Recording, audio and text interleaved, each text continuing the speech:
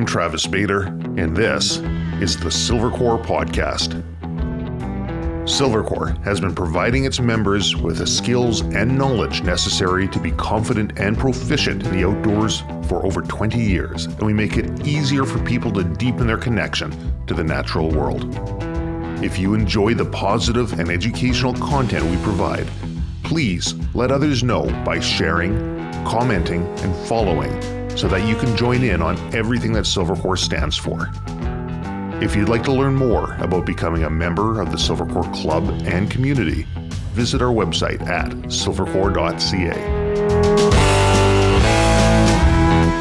You may have seen her on Jordan Peterson's podcast, or Piers Morgan's show, or Apple TV, or Jocko's podcast, or Lex Friedman's, or Trigonometry, or from her own hugely popular podcast, Brass and Unity. It's been a long time coming. Welcome to the Silvercore podcast. My friend, Kelsi Sheren. Dude, thanks so much. I'm so excited to be here. I was waiting for you to ask. You're like the one show I was like, is he going to ask me or am I going to have to ask myself? So, okay, hold on. Let me just put myself in your head. Okay, got your own show. You're working your ass off all the way through, like Jordan Peterson's show, Jocko's show, Lex's show, on it goes, and you're like, man, someday it'll be the Silvercore podcast. Listen, I think that friends don't think that they think they can ask. I think that's why it's harder. So those shows are different in that they are not friends. They are not people I speak to or I would call to say, hey, man, will you come help me set up my cameras in my studio because I have no clue and I can't afford a lighting guy. And you're like, no problem. Because you're also somebody that you're not a yes man and you're of value to me in a different way from a friendship perspective. And I don't know. Can I say how we met? Are you okay with that? Yeah, okay, say. Cool. So for those of you listening that don't know how we met or how these very different but similar humans could have come into proximity is we live in the same area, which is nice. So we both experienced the same level of communism. And we also are people who have gone through hard things publicly, and our life has had that kind of vibe to it. So when I was going through the situation, a handful of years back now with Jocko, you saw what was going on, and we had a mutual friend who was a photographer, and I believe he was doing some content for you, Spencer. Mm-hmm. And so he had said, hey, do you know of Silvercore? Do you know of these people? I did some content for them. I think they live near you. And I looked you up and I was like, yeah, I know who these guys are. He's like, do you want an intro? I'm like, yeah. So he called me and I was on the plane, gave me your number, and off we went. And then you invited me for lunch to come out and have a chat. And like in the most transparent, awesome, beautiful way, you were like, hey, I don't want anything from you. Are you okay? And at that time, I think I had a handful of people that really knew the depths of what was going on and had asked me if I was doing all right. And so at that time, it meant a lot more than I think you'll ever realize. And I think that's why when you're like, oh, you've done these shows, and then you're like, maybe Silvercore, it's like, well, every show has a value, but there is a reason each show was done. And then there are shows that I just would choose to do because they're people I want to support and just love them as human beings. And your show was that. I appreciate that, Kelsi. Yeah. It was evident listening to you, talking with you, that you're going through something. Yeah. And I could feel that. So, but here we are now. I mean, that one, holy crow, that one figured itself out, didn't it? Well, definitely. I mean, there's a lot of things going on right now in the public sphere with him and the world. And, I'm a big believer that if you handle things properly, the world kind of finds its way of sorting it out. And so for me, my way was to be so viciously on top of the situation and relentless about my character and my name and who I am and what I stand for and what I say comes with receipts, from I could be talking about something from my son's school as an example, to my service and deployment, to what I do in the nonprofit world, to what I do in the coaching world, or whatever world I'm in.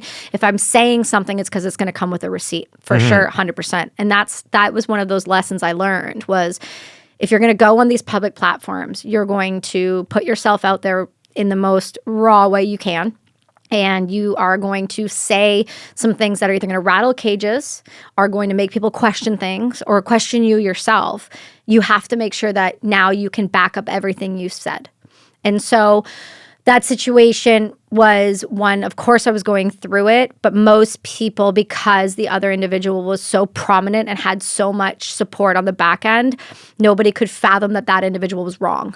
And so for me, I decided if you're going to question my name after me going through what I did, to then come out the other side to have a successful company and be known all over the globe for a piece of jewelry, the last thing you're going to do after I've done all that work is then wipe out my good character and standing in this community, because it's just not going to fly with me. And I was relentless and ruthless about telling them I was never going to stop.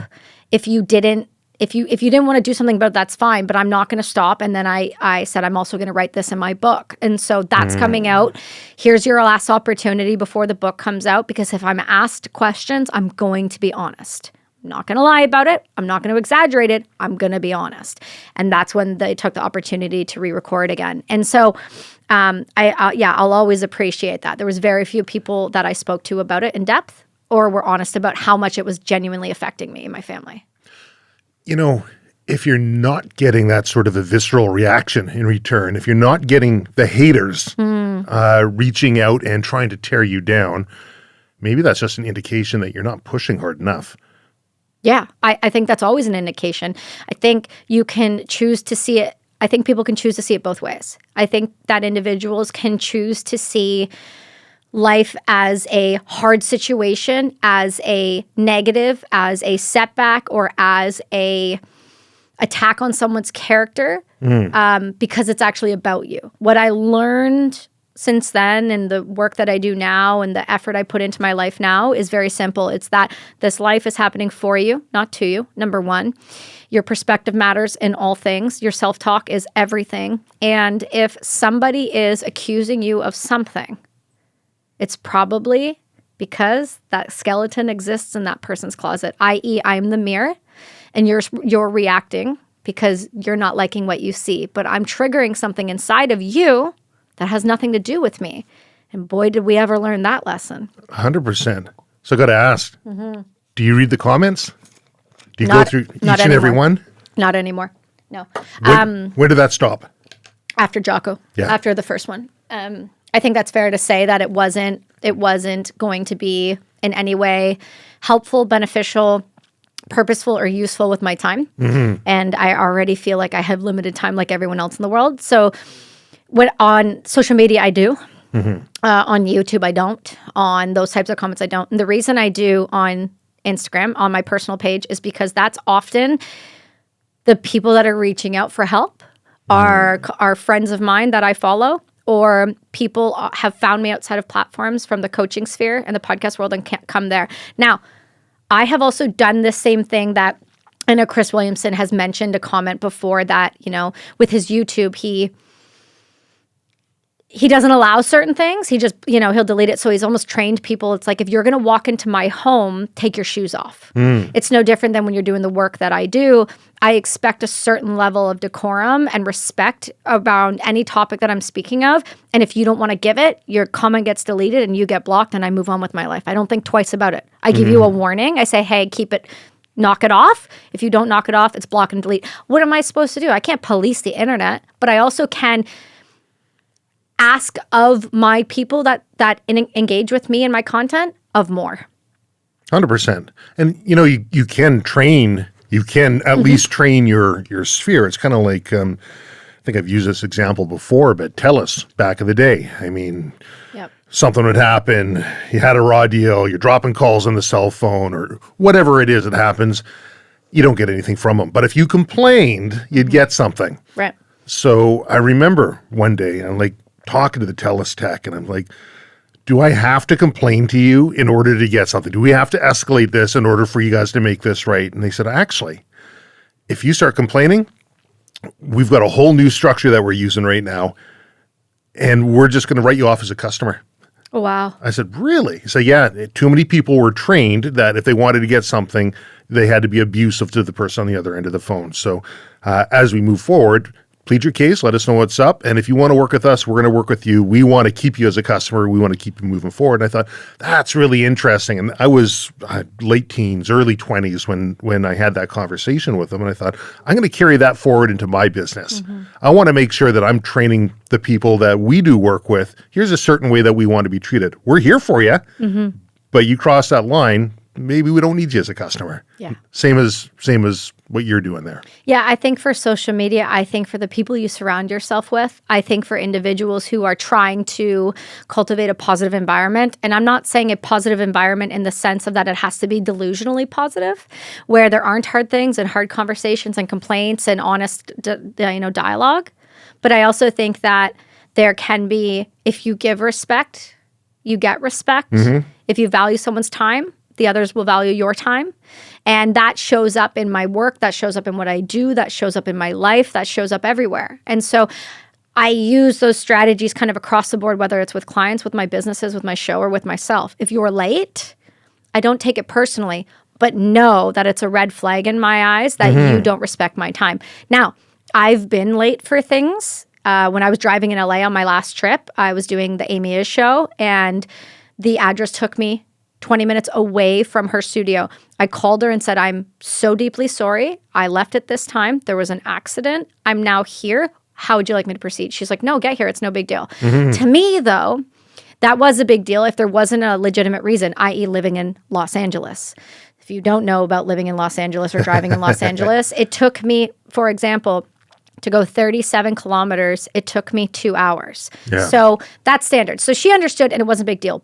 But if there's a similar thing that happens where I just didn't leave on time or I didn't value that person's time enough to leave a little bit earlier, that to me just tells me you don't. And some people say, well, Kelsi, that's a bit strict. That's a bit much. But I mean, I have standards and you don't have to agree. You can have whatever standard you want, but these are mine. So we were talking before and you're looking at possibly embarking on a few new adventures. One of them is, and it aligns with the shooting, hunting, outdoor sort of area things, is hunting. Yeah. You're looking at getting into hunting, and you haven't been able to touch meat for a while, and you're looking at hunting as a path towards that. And I think, every Monday you run a mental health Monday. Awesome thing. Anybody here, there's going to be links in the bio. Check it out. It's extremely positive. Kelsi's a coach as well, something that she doesn't go around promoting as much as I think you really should. But Mental Health Mondays, there's a check-in. People can tune in on Instagram. And you also mentioned it's the 15-year anniversary of the reason why you can't touch meat. Yeah. So at 0100 last night, would have been the 15th anniversary of the step off of the push off of the operation that I got injured on in Afghanistan. So tomorrow will be the 15th anniversary of my friend passing away. And that was coincidentally the time that I got the injury that ended up with me leaving the military. And so since that, I still haven't been able to touch raw meat with my hands. And regardless of Jordan Peterson's advice, I did what he asked, and it definitely did exactly what we knew it would do, but we're working towards that. And the thing that I love about hunting and the thing that I love about this community and what I love about people who are willing to close the gap on the food chain, that are willing to go do the hard thing to provide for their families. And I understand not everybody can do that, whether that's time specific, whether that's financial, whether that's they just choose not to. I'm a big believer in being able to try to close that gap, whether it makes me uncomfortable or not. And I know how many friends have used hunting as a healing modality for their traumas and for the things that they have experienced overseas and seen massive growth, whether that's from being in the community, finding a purpose, being outside in nature, or just learning how to be self-sufficient again.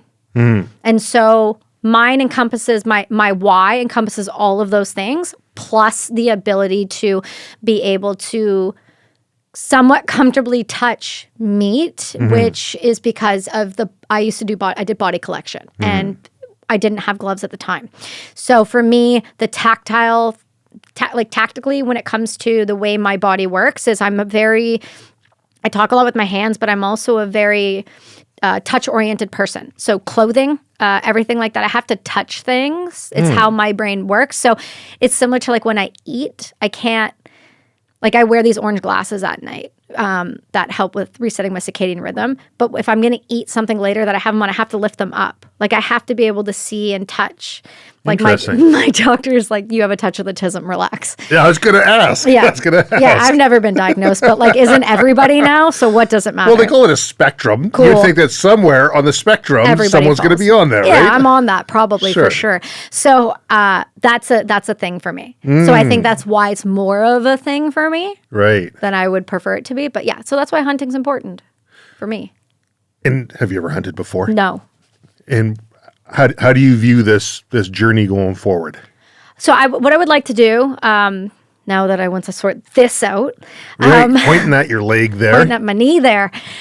So yeah, we'll get into that after. But yeah, so what I would like to do, ultimately what my goal would be able to do is, I am by definition in some worlds, whatever label you want to put it, I am a creator. So I would like to be able to film this process.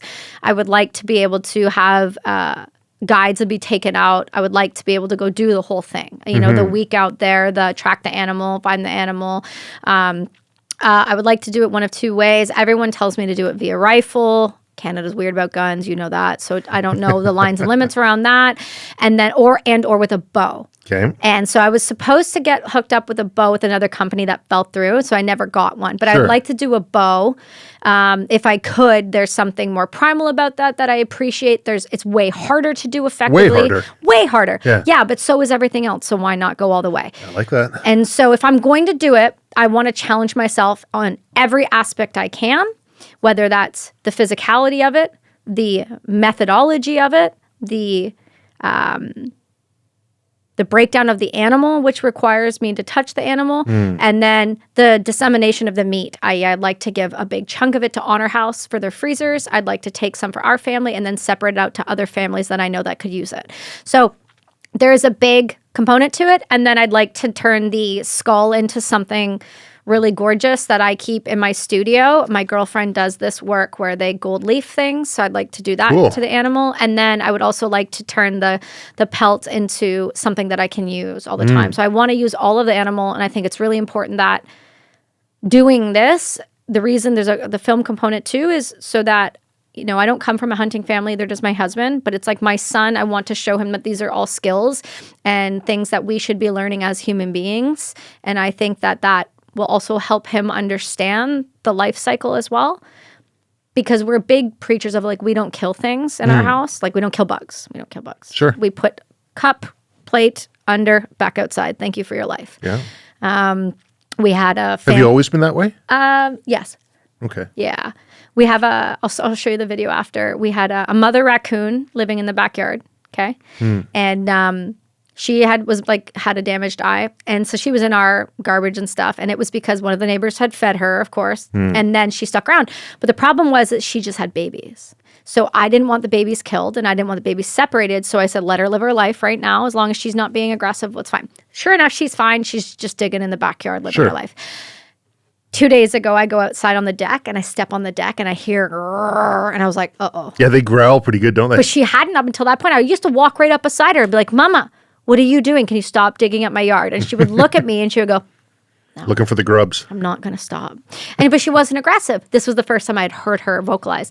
So I was like, oh, maybe babies are with her. So my thing was like, let the babies get big enough, then we'll move them. And so babies pop out from under the deck. And I just looked at them very calmly. I was like, Mama, you know you can't be here with your babies. She turned and she looked at me and kind of got her back up. I said, hey, you cannot be here with your babies, Mama. And then I said, you need to go. And I'm not kidding. You'll see the video and I'll show it to you. She was like, oh, fine. She turns around and all the babies wander off. Like I didn't have to yell, didn't have to be aggressive, I didn't have to scream, I didn't have to do anything. And she just left. And she hasn't been back and that's been great. But my point is like some of the other neighbors wanted her killed. And I was like, we're not doing that. Like, why? We live here. We live in her space. Why can't we just relocate her to the woods and give her, her kids? Like, Maybe stop feeding them. That's a different neighbor, and there's a lot there. Right. Okay. Fair enough. But anyway, my point is no, I have never killed an animal, but I won't do it unless I'm going to eat it. Mm-hmm. Yeah. I think that, Well, a couple things. Talking to the animals, it's interesting. It's not like they're going to speak English or German or understand any language that's coming out at it, but I do have a feeling that they can pick up on the vibe. It's an energy exchange. Right. The energy exchange. I love it. And I'll talk to the animals all the time. And if you talk to them calmly, they'll respond in a certain way. They don't understand what you're saying, but somehow, just like you can understand if a dog's going to maybe get its heckles up, if it's going to want to bark at you, if it's going to want to bite, if it's scared, you can pick that up without talking dog. Mm-hmm. I'm sure they can pick up what's going on with us without talking human. Of course. So I do subscribe to that. And that whole, respect for life sort of thing, like my kids, I bring them up in a hunting environment, and my daughter, she dances all the time and very studious, and she loves coming out and being out in the outdoors. Just doesn't like the animals, seeing them die, but loves eating meat. And my son, he's into the hunting side of things a bit more, but at a very young age, took him up. We had a Berkshire pig up in around, where was it, 70 miles, somewhere around there, and took him out. They were there for everything other than it getting shot, and we took him around the corner for that, and then, gutting it and butchering it and the whole process, because I thought it was extremely important for them to know that meat doesn't just come from the grocery store. And if they're not eating their meat on their plate, what had to happen for them to have that? Right. And I think that connection with life and death just in the animals has an impact on the connection of life and death between people as well, and how we treat each other. And it's maybe have a higher value for the other individual that you're dealing with, even if you agree with what they're saying. You're not on the same side, but you at least have that value structure in place. I think it's been a helpful thing for us anyways. Well, let's look at it from a societal perspective. The more we've separated ourselves from hunting, and the more we've separated ourselves from regenerative farming and the old school way of doing things, look at how society has begun to act. So I think that when you start to devalue life in ways like going to factory farming, you're devaluing life. When you go to the way of raising an animal like factory farms raise them, you're devaluing that life. And then when you put workers in factories, similar devaluing of that time and that life. We'll now look at the way we do it, that workaholic lifestyle of your whole purpose is here to work and make more money and to work and make more money. We're devaluing our time. We're devaluing what it means to be human. So I think the more we've pushed away from sustainability and like the individual responsibility, the sustainability where it takes to, whether that's learning how to grow your own vegetables and your own food, or canning or hunting or making clothing or anything where you have to rely on community and purpose-driven and action and hard things. I believe at that time we've kind of told humans that things are less important, and those things that are less important involve connection to animals and other humans. And now people all act like assholes. Yeah. So it feels like there's like a correlation on some level, but you could also agree that, forms of religion taken out of things as well have also caused this, and people having a northern star or a direction or a light, to something to focus forward on, bigger than themselves, greater than themselves. You could argue that's a part of it too, but I think that it all feeds into one. Well, I think you nailed it in the beginning when you talked. One of your pillars you talked about on the whole mental health side was community. Yeah. And finding that community.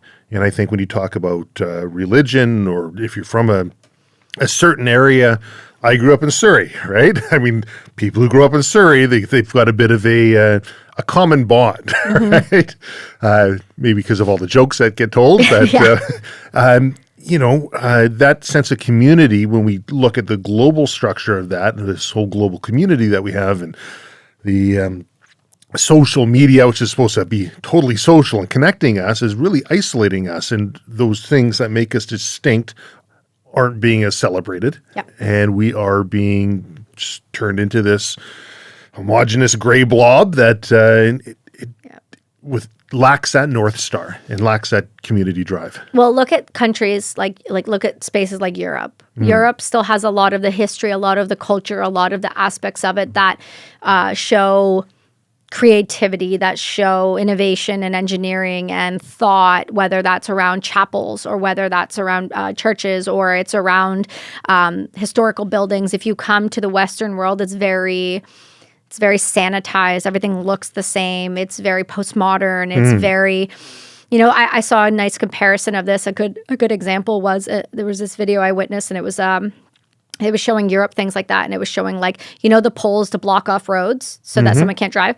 Well, some were very intricate in Europe. And then you come to America and they're just like a cylinder, like pole. Right. That's it. And we've taken the beauty of what was the human experience and people's creativity and people's way of expressing themselves, whether that was just through architecture, whether that was through other forms of design, whether that was through, fashion, things along those lines. We've really, when you're in the Western culture, it's very, people walk around in Lululemon pants and like sweaters and Sure. That's fine. But you go to France, you go to Italy, you go to Spain, everyone is, the women are so beautifully dressed all the time. The men are always sharp and put together. And it's a different level of respect and how you view yourself and the culture that is the way that they think about themselves, meaning they care to preserve individuality. They care to preserve culture and habits and behaviors from past. You look at places like Mexico or Peru or Argentina. It's like the colors are so bright. The way they dress is so different. Just Europe is just like, no, we're good with everyone looking the same, acting the same, walking the same, talking the same. There isn't a lot of that different cultural influences. I mean, you get little spots, right? You get you'll go downtown Vancouver. It's like, this is the art district. This is you have to have districts now for creativity and for difference. You can't just be, right? And so I think as we devalue humans, we devalue hunting, we devalue self-sufficiency, we devalue culture, we devalue all of these things, and we boil them down to 9 to 5, white and gray and black buildings with no community, with no purpose. You're going to create a culture of just kind of what we have now, which is lack of accountability, lack of care of others, lack of purpose, lack of direction, lack of work ethic, lack of support for one another. Not community, but I mean genuine support for the next human being standing beside you on the bus or the train or whatever. We've boiled people down to just another body walking through a grocery store. Well, it's interesting. I mean, a lot of places in Europe, a lot of places around the world, but there's a respect for the process, right? Now this is what we do at lunchtime. Here's what we do for dinner. We get together and there's a process for that. It's not looked at as that necessity. We've got to get food in our face and on to the next thing. Yeah. That is the thing, because that's where the people come together. And, in North America, we've got a long, strong history, hunting culture and farming. And that is a process that I think is important to a lot of people to at least understand, to experience and understand, because there is a connection with each other and there's a connection to your natural environment that you don't tend to get on a day-to-day basis. You're talking about this human experience. That's the second time you said that today. Earlier today in your mental health talk, Mental Health Monday, you're talking about we're just humans having a human experience. And it was Chardin, Pierre Chardin, who would argue that we're not humans having a human experience, and sometimes a spiritual experience, or spiritual beings having a human experience. And I always thought that was kind of an interesting way to look at it. And there's a connectedness to everybody and everything, the trees, the plants, the creatures, each other, from that perspective, as opposed to the individualistic thought. I'm just this human, which is separate from the animals having the animal experience. We're a spiritual being having a human experience. I always thought that was kind of a neat way to look at it. I think it's all the same. I think it's just, I really do. And I'll tell you why. Because I think that the spirit resides in the human body, because that's how it manifests itself on this earth. So I think that we are humans with a spirit that are going through a human experience, because we are humans. I mean, if we were just spirits, you wouldn't see us. I mean, I can tell you they're in here in the room, but we're not visually seeing them. Not everyone can visually see them or feel them or whatever. And so I think if we were, spirits going through a human experience, it's no different. I'm talking about my my meat suit, and then my soul that resides inside that is a spiritual soul. This is just the vehicle it's taken hold of in this time. And I'm really that believer where it's a very strange concept for me. The more and more I've kind of dove into myself, that I'm consciously aware that I am not this. I'm super consciously aware that I'm not the meat suit I'm in. I'm an energy that's manifested in this. It's like Eckhart Tolle in The Dissolution of Ego. You're so much smarter than I am. No, I'm not. I'm really not. but yeah, I mean, I'm very aware that this is just how I'm taking form right now.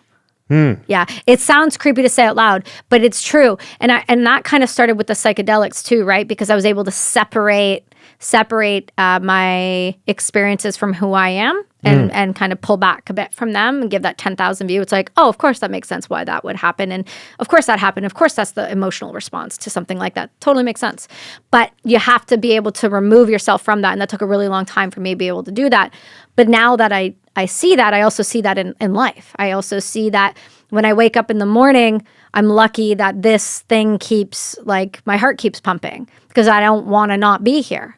You know what I mean? Like my energy and what this body has to do for the next X amount of time till my body no longer wants to be alive for whatever the reason.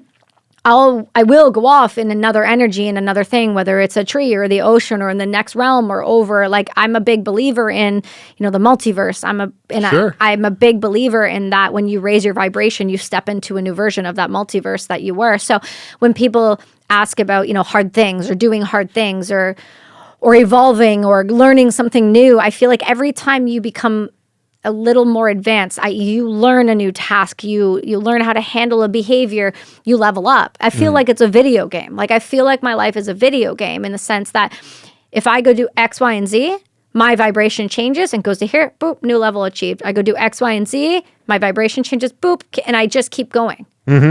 And so that's why sometimes when people are like, oh, it's literally, I had somebody say to me recently, it was Dr. Mark Gordon. He goes, it blows my mind in the time frame that I've known you from what you've been able to do. I said, it doesn't blow my mind. He goes, why? I said, because this is just all levels. There's levels to shit. When people say there's levels to this, there's levels to this shit. It's turtles all the way down. All the way.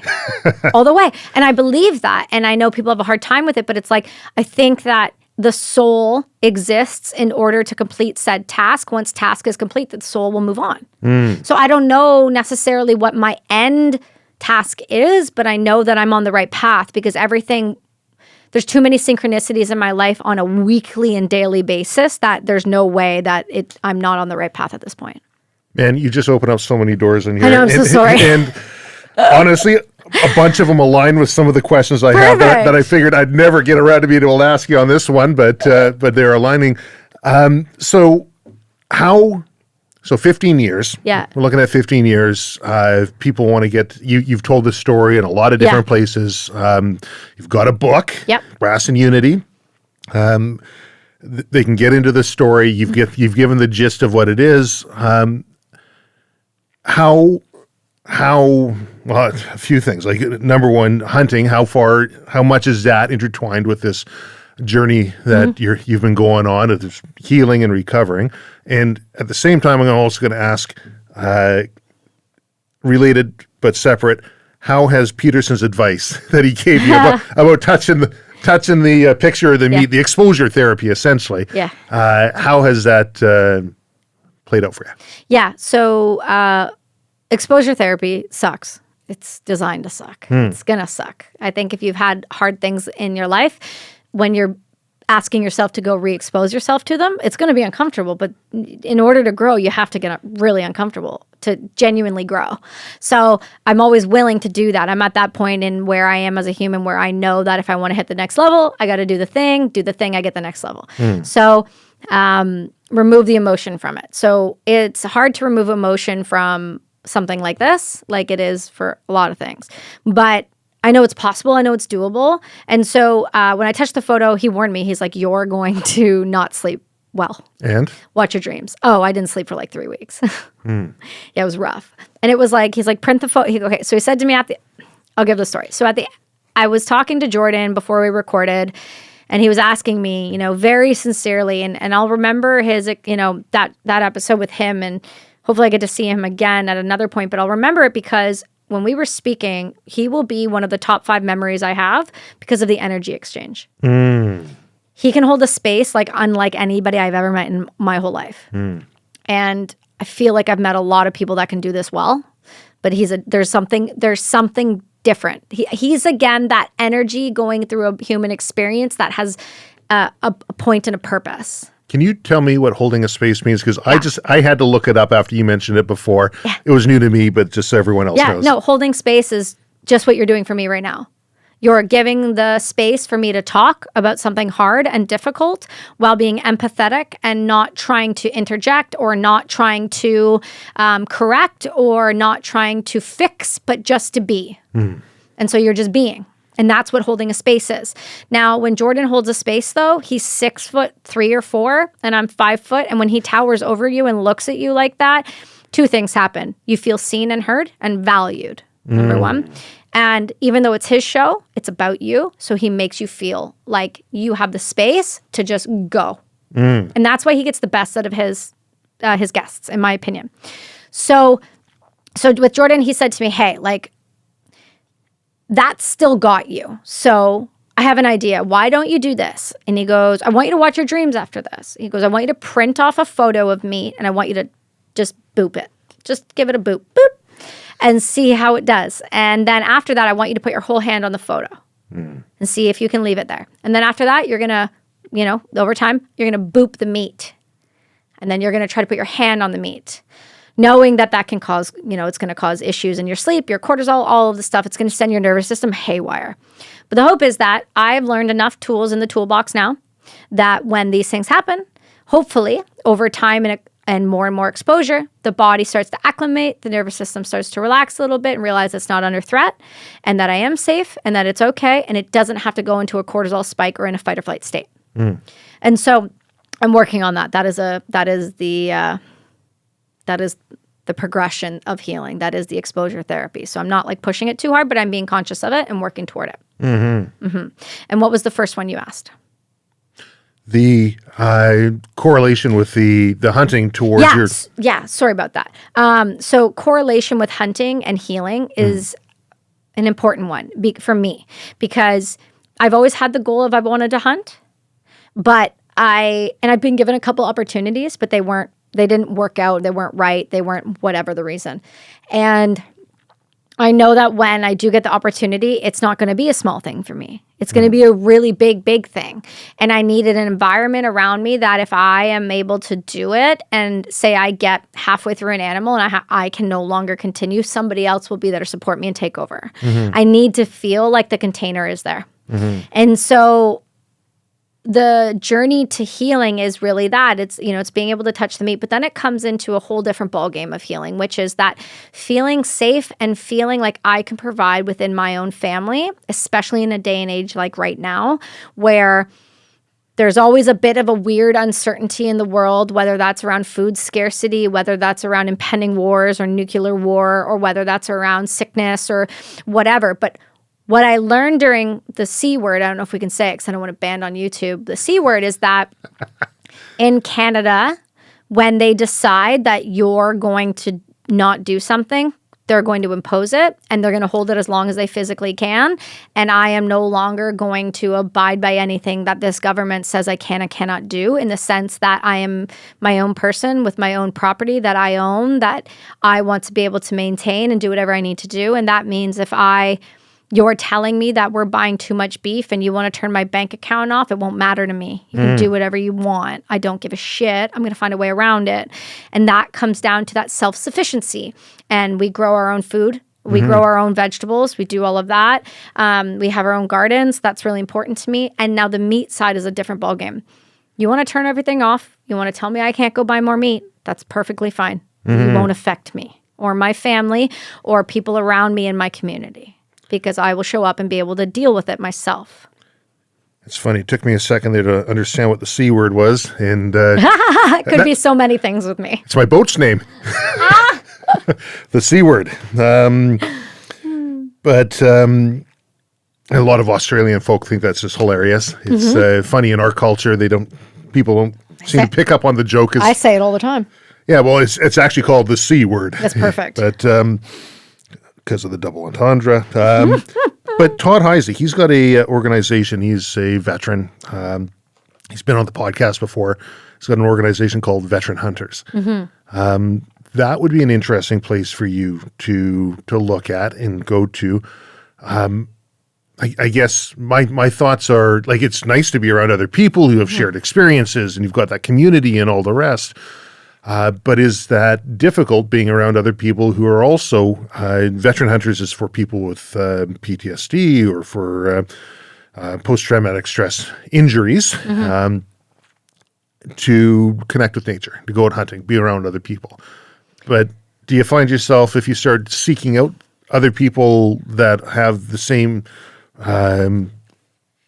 struggles that you have, that is hard to get out?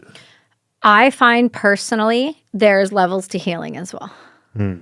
And that time that I go, the first time I go, no, I don't really want to go with anybody who's not where I'm at. And that doesn't mean that I'm better than anyone. It means that I've hit a certain level of healing where certain things, I just don't want to sit down and talk about my deployment anymore. I don't want to talk about the good old days. That's not where I'm going. I don't look there. I want to talk about business. I want to talk about growth. I want to talk about world domination plans. I want to talk about next level shit. I want to talk about, what are you doing? Are you doing that? Like, all my conversations, I feel like if I'm taking time, hours and hours out of a day, I want to leave better. But I want to have learned something. I want to have caught something in that.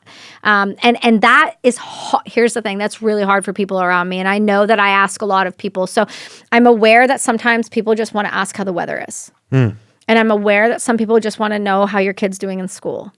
And I am aware you just want to tell me what you did on the weekend. But that kills my soul every 100%. Time we have those conversations. 100%. Yeah. I don't know if it's an ADHD thing or the autism thing or what. No, it's I value this life and every single minute in it so much so that if I don't feel like I'm learning, I'm healing, I'm growing, I'm feeling enriched, it's really hard for me. How long did that take for you to realize that? To realize that you don't have to talk about things over and over again in order to make it better?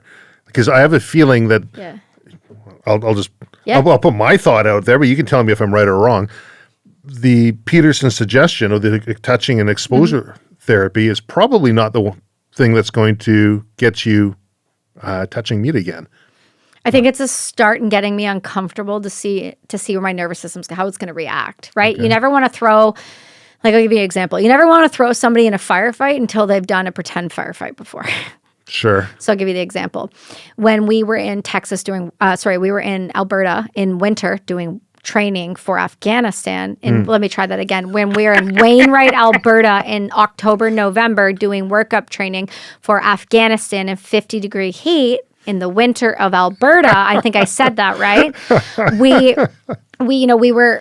We were doing exercises where all of a sudden we had like multi-unit exercises and we had 5 live rounds. You have to expose yourself to a hard thing to see how your body and brain are going to react before you throw somebody fully into it. Now, so for me, that's how that feels currently.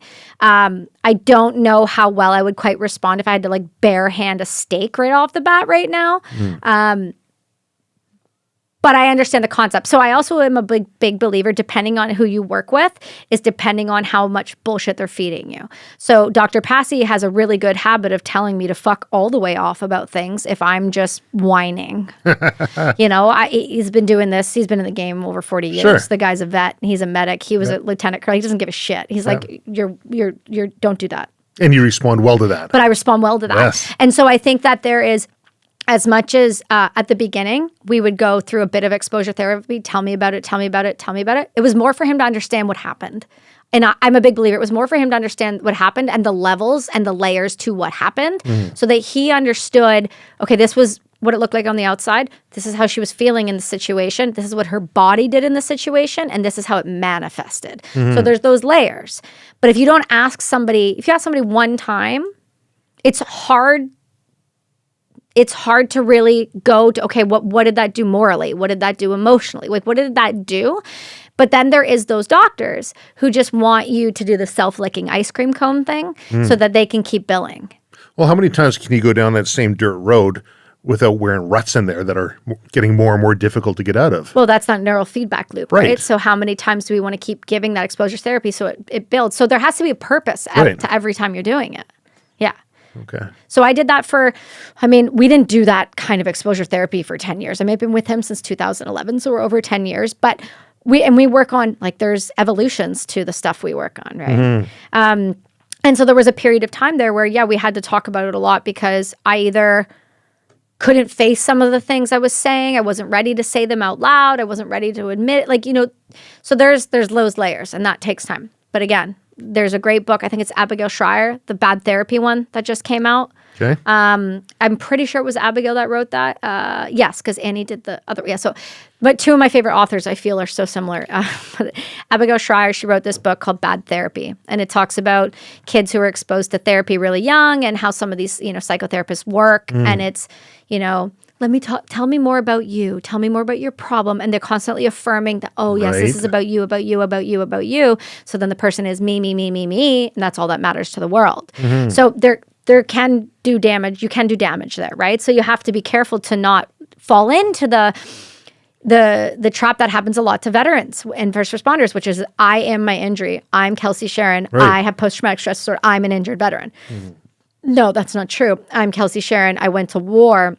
And from war, I have post-traumatic stress injury, which can be healed and fixed, and I'm not broken. And it was a situation that happened to me. It's not all of me. Right? So it's how you choose to see it. It's how you are shown the tools. It's how you're spoken to about it. It's how it's perceived to your staff, meaning after that, how they perceive it is how they will handle it, whether they'll medicate it, whether they'll med release, whether they'll completely ignore it. So there's all these different, how it's expressed and how it's perceived by that person will then indicate how it's going to be responded to, which often can tell you how that person's going to do probably for the next few years. Was there a light bulb moment at one point? Did you see a bunch of different people that just weren't working, and all of a sudden you got to see someone and it was like, aha? No, after Afghanistan, so I was diagnosed in Afghanistan. So I went on the operation, I came back, things were not good. I wasn't sleeping, I wasn't eating. And then they sent me to the hospital, and I saw a psych there at CAF, and he was like, this looks like acute post-traumatic stress disorder based on the operation that you were just on, because I had to do like a statement for multiple days where the British MP had to sit there and hand write my testimony because we were involved in the death and body collection. When you do that, all of our stories have to line up, right? Obviously. Sure. That's why you sit with the military police. Right. And so we were going through all of that, and it was this constant exposure, right from there. Like, she said, tell me about it. Okay, then who ran where, and then who was with you, and then who grabbed what. And so it was I was already being grilled in that way, where it was like, I don't want to talk about it again. And then they gave me all these drugs, tons of drugs. And then I went on my HLTA. So if people don't know what that is, that's the holiday break that you get on your deployment. You go away, I think it's like 2 or 3 weeks. You go to wherever you want to go. And so I went on that HLTA. It went terribly. I wonder why. And then at that time when we were gone, we lost a few Canadians. So then I was really struggling with not being in the country when our people were being killed. And then, so that was making it worse. So by the time I got back, I went back out to the FOB, and I was working and doing my thing, but I was on all of these different pharmaceutical drugs, and my staff didn't know about it. So what had happened is, at that point, some situations went down. I ended up getting sent back to CAF, and then I ended up getting sent back to Canada. I think it was like about 3 weeks earlier before the rest of my unit. Got to my unit, and they said, you're done. You're going to the hospital. So then I got sent right to Ottawa. And I was with, we found out recently when my doctor was actually going through my paperwork for my TBI stuff. And he's like, oh, yeah, no wonder it took you as long as it did, because you were seeing social workers who had no idea how to handle trauma, had no idea how to handle a combat veteran coming back injured, had no idea how to handle what you were throwing at them, which they couldn't comprehend, never been in, never seen, never exposed to, other than war movies. So, of course, this makes sense why, yeah, okay, cool. And when I came to Vancouver, my husband's from here. So when I moved out here and I got med release on May 23rd, 2011. I was here on May 24th, 2011. And I was then assigned to the operational stress injury clinic in Vancouver. My doctor at the time used to be the head of it. Some dicey stuff went down and he walked away from that clinic. And so did the other doctor. And I was seeing 2 doctors from that clinic. And that's when I got him and another good doctor, Dr. Mock. And so both of those guys were able to work with me. And then I dropped off Mock and I just stuck with Dr. Passy. Again, there's something to be said when you have a psychiatrist or a psychologist, but mine was a psychiatrist who had served in Bosnia and Rwanda as a medic, who had done the very first post-traumatic stress research on post-Rwanda and Bosnia veterans, who understood what I was saying without saying it. There's something different there. And somebody who was old enough that I could respect. I respected him. So I listened to him. And he gave me the space that I needed. And once I started working with him, we lowered the meds and progressively we just kept lowering the drugs. And then finally, we started trying all these other things. And that's when art therapy came in. And then that's when, I was still on, I think I was on like one last drug for those past few years up till 19. And then that's when I came to him and I said, hey, I'm going to go do ayahuasca for the first time. And that's how you know you have a good doctor who cares, is because we didn't just look at the drug side. We looked at constantly, are you moving every day? Are you sleeping well? Are you eating right? Are you in nature? Are you around community? What are you doing? And then when I finally had done everything I was asked of, and I still wasn't getting better, when I said I was going to do a very powerful psychedelic that he had never heard of, he never once said, no, don't go do that. I don't advise that. He said, I know you're going to go do what you're going to go do. I've got your back and whatever that looks like.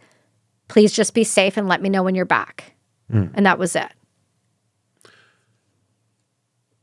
How many times, so you've written the book, you've been on a lot of big places talking about your experiences. How difficult is that? Which part? Having to, I don't know if you noticed, but I noticed an energy shift when you were talking there, and you were talking about the sort of the experience and coming out there. There's only so many times you can go out and keep telling that and telling people this without it. Do you feel it? Because from my observation, it looked like you're feeling that. It's, I feel it, but not the way I used to feel it. Meaning it's not debilitating anymore. It's just more, my brain has to work to go back because I really work really hard not to go back. Right. And so when I'm like, oh, we're going to go look back, my brain's like, like I have to think hard. Yeah. It's not that I've forgotten it. It's that I am so hyper aware of my internal thoughts every waking minute of the day to make sure that they're positive and forward motion. And so sometimes it's not that I don't feel it. I'm aware of it. I'm conscious of it. But I have a separation emotionally from it to the point where it's like I don't cry every time I tell it, or my nervous system doesn't go into a cortisol spike, or my body doesn't feel like it's being threatened. It's just like, it's there. It's happened. It was a chapter in my life. I miss my friends and I love them, but I have to keep going. That's the whole point of, isn't that the point of, they died, so how dare you not keep going? Like, they died. They're not here. Fuck you. Get going. And so I see it as that now, as I'm fortunate enough to be here and carry a torch forward. But it doesn't break me the way it used to. I mean, like Memorial Day was rougher this year. I had some friends struggle and reach out. And so there's a common thread in that for me. So I feel it emotionally. It feels heavier. It's not debilitating. I'm not depressed in bed anymore. I'm hyper intentional that when these weeks roll around like this week, I better be doing positive things. Why'd you start the podcast? I talk a lot.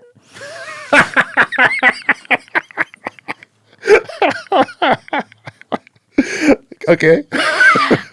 Since I've been 4, my mom always told me the story that she had a teacher, one of my younger teachers used to say, she talks a lot, but don't interrupt her. She's going to do something with it. And I never understood that. I was always in trouble for talking too much. I believe that everybody gets a voice and you can choose how to use it. But I think at the time, what I was realizing was that when I started my brand Brass and Unity, it was crack in the doorway of me kind of opening myself up to the world in like little baby steps, kind of exposing myself again to the civilian world, kind of exposing myself to society and being vulnerable in little bits through jewelry, and then talking about it on shows and talking about it on TV, and just kind of just putting it out there, giving myself that exposure therapy to new things and hard things. And so when 19 rolled around, that was, we were doing our thing. 20 rolled around. Everybody started to freak out a bit. And all I thought to myself at that time was like, I'm not closing, so suck it. Number 2, I'm going to keep doing what I'm doing to help people, and that's not going to stop now. And also, at that point, I'd been told for like a few years, like, why don't you start a podcast? Like, why don't you go do this? Like, why don't you, yada, you've got a story to tell. You've got something different. Why don't you? And the space that I had, my building that I had, we had space for it. We were just kind of like, oh, do we want to start now? Do we want to start a year from now? What is this whole thing going to look like? Nobody will want to come up here. Can people travel? If they could, would they? All of this stuff. And so we finally bit the bullet and we're like, hey, well, we got some time. Let's start the podcast. So we started the podcast and we started recording episodes, and, naturally, we named it Brass and Unity at the time, and we were still with that for right now. And I just figured if I could give people opportunities to tell their stories in a way that they hadn't told them before, maybe it would help them heal and give them that kind of exposure that I had been going through. And so we did that. And initially it was going to be veterans, and then it started as veterans, and then it just kind of blew up into this whole other thing. And I enjoy it. Like it's fun. I get to sit and talk into the ether for a job. I get to hold space for people. I get to meet cool people. I get to do what I love, which isn't work for me. So why not? What's this other thing that it blew up into? Just this animal of like, I have this saying and people get so offended. It's like, if you're going to be offended by something, do yourself a favor and make it something important to you. Mm-hmm. If just pick your offense and just streamline it. Just focus on it. By the way, it tastes terrible. Have you had one of those before? Oh, I like them. Oh, you're such a psycho. I'm waiting on my caffeine ones. I'll bring you those once I have some. So yeah, it just turned into this animal, and I love it. The podcast started as a for fun thing, and it is still for fun, but it's definitely growing, it's evolving, and we're changing the name and we're rebranding it here in the next couple months. And it's just this show that, I don't know, I get to talk about things that I never thought I get to talk about. I get to talk to people that I never thought I get to talk about. What I always say is like, if you're gonna do something in life, be of value. And the only way you get to talk to other cool people is you got to be of value. So be of fucking value. So when I look at you, I see a fighter. Oh, yeah. Okay. You're fighting so many different things, but I see a fighter in the literal and the figurative senses of the word. And even with your podcast, I mean, the headway that you've made on the MAID program here in Canada, medical assistance in dying. Man, you've done massive things in that area. What does life look like for you not fighting? Oh, we're not there yet. I'm just not ready for that. That'll come. I have a goal. Yeah, I have an end goal. I have I think for me, it's not about doing a million things to do a million things for a million things' sake. Like I was going to say is, everyone has a podcast. Not everyone needs to have a podcast. Sure. I want to at least be of value if I'm going to do it. And it's got to help. It's got to do something. It's got to have a purpose behind it. Otherwise, it's not worth doing. So for me, I have an end goal. Yeah, for sure. And that's that escape velocity. That's that choice to be able to leave the country and know that when they cut my pension off, and that when I stop doing some of the things I'm doing, that I'm going to be okay. And I'm not there yet. And when I get there, what that looks like for me is ideally would be having my kid decide if he wants to go to school or if he wants to stay home and be homeschooled. It would mean having so much property that I could have so many gardens to tend to for food that I don't have to go buy food. And so I would have to be focused on that. It would mean being able to do my show as much or as little as I want. wherever I want to do it. And it would mean, like I said, escape velocity from this country. And I'm not there. Right. Because I'm also not naive to think that I can stop the suicide crisis, but I am sure as hell brave enough to step up and try to make some change. Because I think that we all have that purpose. And again, that's what I said to you is like, my purpose has been evolving constantly. And so when people are like, oh, I have an end goal, it's like, oh, cool. But once you hit that goal, then what? Then what? Then what? Well, that's it. It's not about moving the goalpost in a negative sense. It's about going, oh, this is evolving into something bigger than what I thought it was. Same with the show. It's evolving into something bigger. Same with what I do. It's evolving into something bigger. So I can choose to go, I don't want that to evolve, and I can stop doing that if I don't want to. But everything that I'm doing, I want to evolve. I love all aspects of what I do, even the stuff that nobody wants to do. I'm like, yeah, I don't mind doing that. I'll pack orders all day long. Whatever. It's cool. You're talking about levels. There's levels. Right. So the levels where you were in the past, you're looking to the future. What level do you see yourself at in a year from now? In a year from now? That's a really hard question for me to answer. I'll tell you why. Because I didn't ever think I'd be on Jordan Peterson, and I got a cold email on a Friday. I never thought I would be doing any of what I'm doing right now. I didn't think I'd write books. I didn't think I'd do a show. I didn't think I'd have no clue. What ideally I would like in the next calendar year is the show to be rebranded. I want it to be top 1%. That's a big one for me. Absolutely. I want to bring on an editor full time. That's a big one for me. I want to be able to donate. We donate 20%, but this is actually going to be the first year I think we're going to be profitable since COVID. So Right. I'm really excited about that. And when I say the brand, I'm not even talking about breaths and unity. Like I pivoted myself to being a coach and to doing breath work and to going to retreats and to being a keynote speaker. Growth for me isn't a financial thing. Growth for me means that I have gotten comfortable doing a thing that I didn't think I'd ever do, and I've stepped outside of my comfort zone. So I wasn't a speaker, but I became a speaker.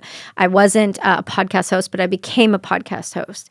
And now it's about choosing which ones I want to sharpen.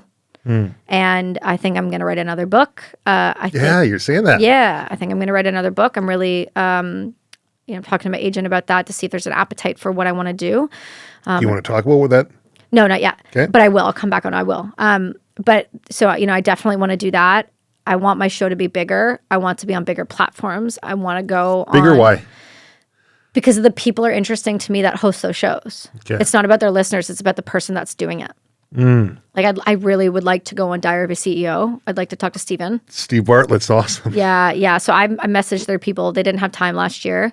You'll be on it. That's the goal. That's one of my goals. I want to sit down with Joe. I think that's been a long time coming, and a lot of people would agree.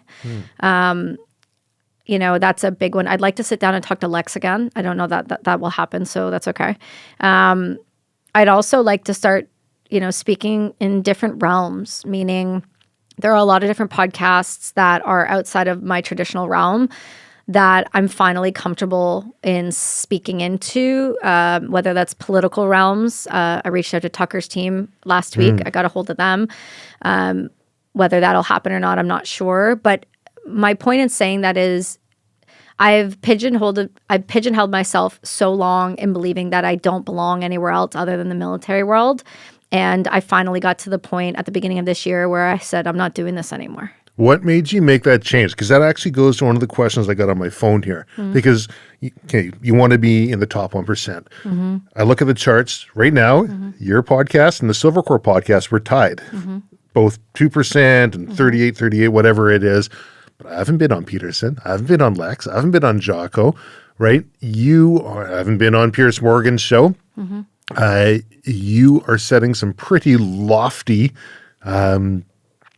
you're on a pretty lofty trajectory, and you got some pretty lofty goals that you're working towards. Yeah. I don't think, because I think the difference in what you and I do is your area of expertise is just more of a niche. Hunting is a niche for a lot of people. And I, like I said, I encourage you to break out of that because you have a lot more to give. It's funny because I look at it and I call it the hunting, fishing, outdoor. Yeah. But really, we tell stories I know. and we talk to people, and I use that little piece as a bit of a segue into And lately, a lot has been on mental health. And my biggest underlying North Star is always just positivity. How can I bring positivity? How can I have people look at what they're currently doing and say, hey, that might be possible for me. And if I can bring people on like yourself who've done things and say, well, she can do it. Maybe I can do it. Yeah, and you can. And I think that starts by, that's what I'm doing with Brass and Unity right now. I'm changing the name of the show because it's not Brass and Unity anymore. You want to tell them what it's going to be called? Or we'll hold off? I think we settled on it yesterday, but I think it's going to be the Kelsi Sheren perspective. I love it. Yeah. I love it. And that's because, like I said, for a long time when I was healing, I was hiding behind Brass and Unity and using that as the modality to put forward enough where I was saying, this is who I am, but this is my brand. It goes before me. My brand does the helping. My brand does this. My brand does that. I've been the brand the whole time, but I wasn't ready to step forward into that forward-facing position.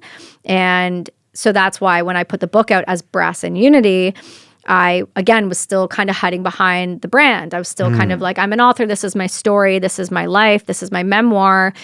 But it's still Brass and Unity. Because Brass and Unity was the tool that got me to a healthy enough space to be able to lean into myself as Kelsi and then put that forward. And so now I'm at a point where I'm comfortable enough stepping into that and saying, no, this is my show. This is my show. This is what I stand for. This is what I believe in. These are the people I believe in. These are who I stand behind. These are the messages that matter to me. And I think that the only difference between you and I is you're not there where in the sense of like where you're ready to just kind of bear it all and what it's going to be is going to be. And not everybody is going to be like that. No. But what I will say is that when you do, though, you're going to step more outside of that hunting, fishing kind of world. Like we're marked the same in our listener base. But then when you look at like where I chart, I chart differently than you chart. Totally. So I chart in society and culture and entertainment and mental health. And I chart in like places like Israel last week. Yeah. Weird. Yeah. But like I chart in places that are a little different. Now, I think there's a massive space for you in mental health if you want to step into it, but you have to want to step into it. And I think that starts by going Silvercore by Travis Bader. And I think that starts because your Silvercore is your brand. Sure. It's not your show.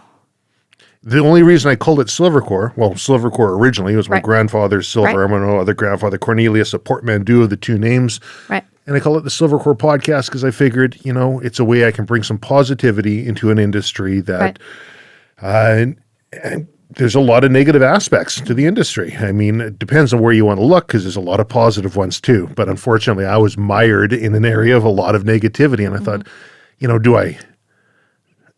this is what I know. I've done this since I've been in high school, basically, since 94. I can pivot, I can do something else, but why should I? Right. Maybe there's a way I can change that and bring some positivity in. So I thought if I use the same name, there's going to be some bleed off onto the company as well. Yeah, and it has. Sure. But now I think it can evolve too. Because you don't have to finish where you start. 100%. I don't know if mental health industry is kind of where I'd be. Personally, I think you'd be men wellness, if I'm being honest. Men wellness, you think so? Men wellness, because that encompasses all things. That encompasses accountability, self-sufficiency, mental health, wellness, being a good father, being a good husband, being a community member. And that's kind of what you encompass to me, which is like you have all these other aspects, but at the core of who you are, you're a good community member, husband, father, and friend. And I think within that is the mental health umbrella. And so I don't think you are mental health. I think that you are all of these things. And that's why having like Silvercore with is a big difference than just Silvercore, the podcast. Interesting. Be interesting to see what the listeners think about that one. I think they'll probably like it more than you want to admit. Perhaps. Do you want to take a look at some of the questions that I put together? Yeah, go for it. I'm happy to answer whatever you want, man. Man, we got, you've actually covered a bunch of them. That's good. Okay. What aspects of yourself do you hide from others, and why do you feel the need to conceal them, if you do? I'm a lot harsher actually in private than I am. Harsher? What do you mean? Let me see. People think I'm already brash and quite harsh and a lot and too much, and that's toned down. Why do you think people think that? No, I know that. They've told me that. Sure. But I think that's because a couple things. people often say I'm too masculine for a female. And so what that ends up doing is causing men who are insecure to feel even more insecure and say that you're not a fit for my show. So Not pointing any fingers at well, no, that's anyone the in reality. particular. No, but that's what I'm told. If I'm told I'm not a fit and I know for a fact I'm probably for sure, it's one of two things. Their listener base doesn't like to listen to women. And that does happen. There are listener bases I find in specific areas where they don't want to hear from women. And that again comes from multiple different things. The listener base is predominantly men. And if they're men, they either lean one of two ways with me. They either love me because of how aggressive I am, or they're completely threatened by the way I speak. There's a difference between aggressiveness and assertiveness, aggressiveness and confidence. I'm called aggressive by the more insecure side of things. And people who know me just know me as who actually know me are like, oh, you're just assertive. Right. And that's just from the background you come from. And then there's the more spiritual side of people that I know that is more the coaching, breathwork community. They're like, you're just a bit masculine. You lean too far into your masculine. You need to more lean into your feminine. And again, yes, there's a time and place. But then there's also a subset of people who are men who recognize that it's assertiveness and confidence and respect it. Sure. So there's depending on someone's listener base or the individual themselves, there's that. Right? And so for the men that have sat down with me, I definitely challenge their narrative of what a female can be. I try not to be too much or too aggressive, or I've seen me on camera, like the first time I did Jocko to the second time I did Jocko to what I did with Jordan, and I'm radically different in the sense that I can control my emotions a lot more because I've done brain treatment since then, which I didn't have then. So my frontal lobe wasn't working. And so that controls your executive function, which is your anger, your frustration, your ability to control your emotions. That wasn't working when I did all those shows before. You can see the difference in the shows I've done now. That also comes with self-reflection and a lot more work. And just every year that goes by, I'm constantly working on myself. And I mean that in the everyday, not in the like, maybe I'll just go do psychedelics once this year and I'll work on it. It's like, no. Every day, 1% better than yesterday. And whatever that looks like. Meaning if I went for a walk for 30 minutes yesterday and I went for 35 today, killed it. Awesome. Move forward. So I definitely find that I am more open privately because if I say some of the things I say privately out loud, I won't have an Instagram tomorrow. Sure. For sure. I can see that. For sure. I mean, we're joking off air previously. Yeah, I mean, that was... well, something, a small thing I thought was hilarious, but anyways. Yeah. That's true. That was true too then too. I don't know if it doesn't bother me. I don't know how many other people picked that one up, but it was on a recent podcast, a popular recent podcast. What other ones we got? Is there anything that you should be prioritizing in this period of your life, which you are not? I don't think anybody's perfect, so I do want to find something, but I will say for the most part, I think that I'm doing a pretty good job for the first time in a very, very, very long time. And that's not to say I'm perfect because I think there's probably somewhere I could do a little better. Maybe, you know what? Maybe in diet a little bit. When I get lazy fast, meaning like I'm struggling to go up and down stairs right now. Yeah. So today for lunch, my son had half a piece of pizza left in the fridge. That's what I ate. Yeah. That's not normally me, but that's the laziness factor. So it's like, I probably could be better with that. But for the most part, with my marriage, I'm being hyper intentional and very aware. I'm being very attentive. When my husband says something, hey, this and this, I'm like trying to correct it for myself, not for him, but for myself, because that means I've slipped somewhere. With my son, I get frustrated sometimes when he doesn't listen.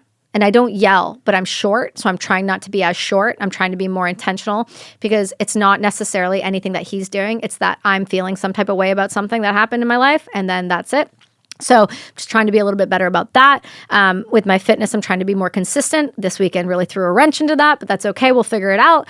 I would say from the community aspect, sometimes I find myself getting nihilistic and frustrated with the veteran space because I'm kind of tired of it when it comes to people's excuse making or the must be nice behavior. We should know better by now. So I can probably be more empathetic towards that. I'm trying to be less harsh with my words and my tone because it's not what you say, it's how you say it. Yeah. What else am I trying to work on right now? Trying to be, apparently I've been told I need to slow down by the world, so I'm being slowed down. And so I'm trying to be positive with that because last time I had this injury, I was hyper depressed, hyper suicidal, and I'm doing everything I can to make sure I look at this as a positive, that it's temporary. Yes, 6 months is maybe a long time, but it's not that long in the grand scheme of things. That's your knee injury there. My knee, yeah. That's what. But the fact that the universe just kind of unfolds as it should, your knee injury could be looked at as just a massive setback. You had all of these plans. You got this speaking tour you're going on. And there's new considerations that you have to be going into, or maybe this was a place where you're supposed to be going. And I like how you phrase that. The universe is telling you that you have to slow down. Yeah, I go real fast. A lot of things I'm doing, I'm real fast. I'm Ricky Bobby in life. It's a real problem for me. It's like not first or last. It's like it's all or nothing. So it just slows me down in the sense that I'm not going to stop the speaking gigs. I'm not going to stop the travel. I go away this weekend. I go away in 2 more weeks down to Texas. I'm going to Dale Brisby's place and we're doing the show together.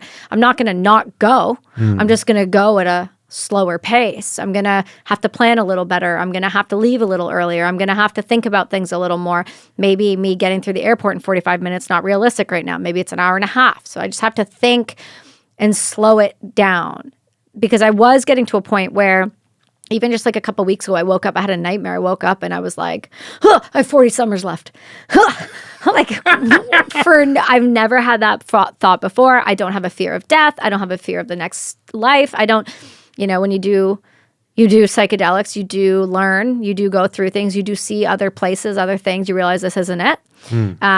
And I'm not stressed about it. I know that whenever that time is, it will be. It won't be my choice. It never is my choice. But what is my choice is how I choose to go about the life I have now. And so when this happened on Saturday, I didn't scream. I didn't get angry. I didn't throw a hissy fit. I didn't melt down. I didn't, fuck, this is why the fuck? Why would this happen to me? Why now? Why me? Why? No, it's whatever. It happened. I heard the pop. I leaned down. I went, yeah, that sucks. And I'm like, okay, I guess we just got to deal with it. Got to the bottom of the mountain and we still went to the beach. We still went in the ocean. We still, it was my girlfriend's 30th birthday. And I said, all I need today is I need trees and I need the ocean. She goes, cool, let's do it. So we were driving back and she's like, oh, I don't want you to. I said, no, let's go. Let's still go to the ocean. I want you to take time. I want you to go cleanse. I want you to do what you want to do. Set your intention for your birthday. I want you to do that. We did that. Got back in the car, drove home, and, I said, all right, well, let's go get the cane, go grab the crutches, and went and dug them out of my in-laws' place. And then I just carried on. My son's like, I want to go riding today. I'm like, cool. My husband went with me because he knows I can lift the bike right now on my own, and pulled the chair out and watched him ride. Nothing has changed. Nothing has been weird. I just got to plan for appointments, plan for 2 weeks where orders won't be filled, plan for podcasts in advance. It's just more about, okay, maybe you weren't so present. Maybe you weren't paying attention. Maybe you were off thinking too much about other things. Causes me to force myself to slow down, come back into the present moment, come back into my body, come back into realize that I can't just get up and run. I can't just get up now and just take off or grab my stuff and leave after this. I got to get up slowly. I got to make sure I have my cane. I got to make sure that I'm not going to pivot on my foot in a weird way. I have to be in my body right now. Last year, my wife and I were supposed to be in Hungary. I remember this. Right. So, beautiful place, and friend is a head of training in the Bavarian region for hunter education and firearms training, and he's got properties in a few different places. One of them's in Hungary, and I've never seen a hunting property with a swimming pool before. I mean, it's just absolutely beautiful, beautiful place. And I thought, hey, pretty cool experience, pretty cool invite. And we were going on a steelhead trip about a month and a half prior, and my wife fell and broke her ankle, her heel, some bones in her foot, and whatever what is that? Your tibia? Yeah, your tib fib. Tib fib. Surgeon says usually it just cracks off. We can screw it back in, but you powderized it. Can't do it. When I saw her foot was at a 90 degrees when I carried her out of there. Anyways, that kind of kiboshed a number of things. And the mental game, I know from my own personal injuries, and I'm acutely aware of these cool things that we're supposed to be doing that now can't do. We're not going to be hunting through and hiking through the Hungarian hillsides. That mental game can be really difficult with the ever-present injury and pain that you're dealing with. How do you keep your mental game on point? Yeah, it's constant work. That is one that is like this is the best part of right now, and this is why I'm facing it this way. This is just a challenge. This is just an opportunity to show up and say you are who you say you are. That's what this is for me. It's a setback in the sense of I can't go do the 100-mile I wanted to do. I might not be able to go hunt this year. Maybe that's why I didn't get picked for Invictus this year, because I wouldn't have been able to do it now. Maybe that's maybe that's why a lot of the things that I had applied for didn't pan out, because if you signed up, they were at the beginning of next year, they wouldn't have happened. Right. So you would have lost the opportunity. That would have been the only time. Maybe there are bigger things at play for you here. And so for me, it's constant work every single day. And I don't use the word work the same way people think of work. I mean, it's work in the sense that I have to put the effort in, right, and I have to show up and do it. It's not in the sense of it's hard, it's for a financial gain. It's not work in that sense. It's just that it requires accountability and discipline. And so for me, that means that I have to meditate once a day, even if it's for 5 minutes, that's fine. I have to ground at least once a day. I don't care if it's raining or snowing. You're going to go find some dirt and you're going to go find something. You're going to stand in it. Luckily, I live close enough to the ocean. If it's the winter, I just go stand in that and freeze. It's fine. Or I go swim in it. That's also good too. For me, this sounds silly, but it's really important to me that my husband gives me a hug and a kiss before he leaves. It's really important that my son... Why does that sound silly? Because some people don't see that as a mental health support, because maybe they don't have a spouse or they don't have someone. But for me, that's part of my mental health, because I'm a big believer that if he leaves that house and gets in a car accident and dies and I never see him again, that I will never, ever question that he knew. Same with my son. It's really important that when he leaves in the morning, he's hugged and kissed and told that he's going to kill it and that he's got an amazing day ahead of him. That helps my mental health and the way it does is because I'm a mother and a wife before I'm anything else. And it's really important that I have done what I would have done for me, which is acknowledgement, to be seen, to be heard, and to be loved, and then to be sent out to the world that way. My eating is really important. 90% of our serotonin comes from our gut. And we act as if food doesn't affect us, but it does. It's the first thing that we should be looking at when we're feeling a depressive state. What I put in my body is going to directly affect my mental health and my well-being 24 hours later. Okay, tell me about this, because I was raised on sugar. Oh, okay. Right? Yeah. High levels of sugar. Yeah. Every meal had a dessert with it. Yeah. Thought that was normal. I don't know if that's a Dutch thing, having the bakery background, or who knows what it is, but I never saw a correlation between what I eat and how I feel until I was probably in my 30s. I don't know why it took so damn long. I quite often, I just ignore things, perhaps. Well, I don't think you ignore things. It's that's how society was trained, actually. So you only noticed it because you became an adult and your eyes opened. The reason you never noticed it is because it was designed for you to not notice it. That's the makeup of our food industry. That's not to say that there isn't accountability on the parents' part, but if the parent's not educated on it, they're only going off what they're told by their doctors and their food pyramid. Well, if they're told that this is the dietary standards for America and Canada, guess what? The doctor's going to advise on that. Your parent's going to feed you based on that, and that doesn't mean it's right. So I don't think that you weren't smart or weren't paying attention or anything like that. You fell victim to what the food industry was designed for you to do, which is to be fed sugar, to be fed bullshit, to make you sick, to make you unwell, to make you medicated, to make you now money. So nowadays where we have technology and we have everything that we have with social media and all these other things, I think it's an excuse. Now it's a lack of accountability on the parents' part. But when you were being raised and I was being raised, no. that was normal, man. So I was fortunate enough. My wife's a Red Seal chef, makes fantastic food, Ridiculous. and so I'm eating good stuff since like we've known her since my late teens, right? But so eating well, but the idea that the food is how I feel, or if you're in a depressive state, it's what you eat. Tell me about that. So if you recognize, okay, I'm in a depressive state, what are you doing to your diet, or what are you changing? I'm looking at what I'm eating right away, and I'm going, did I eat bullshit yesterday? Did I eat a bunch of sugar yesterday? Did I eat too late? Did I move that day? Did I drink enough water? Was I watching the news? Was I surrounding myself with negative podcasts? Was I surrounding myself with negative people? And I start going down the checklist, and that's like the first thing I do with clients is I do the same thing with myself. Everything I'm teaching a client, I've already done with myself. Or I'm not going to teach it to you. That's ridiculous. I'll give you to somebody that knows better. I'm just going to tell you what I know. And well, I mean, again, that comes down to the you are who you say you are. You practice what you preach. People call it discipline. They call it whatever. It's called, no, it's if you haven't walked the path, don't try to lead somebody down it. I like that. Yeah. So when it comes to food, I know when I'm not eating right. I know. But I have to decide if I want to pretend I don't know. Or I just want to like say, oh, but I worked out today. It's fine. It's not fine if you ate, Dairy Queen the night before and then you guys went out for dinner and maybe you ate shitty food that was filled with a ton of carbs and a ton of sauce and a ton of stuff and it wasn't clean.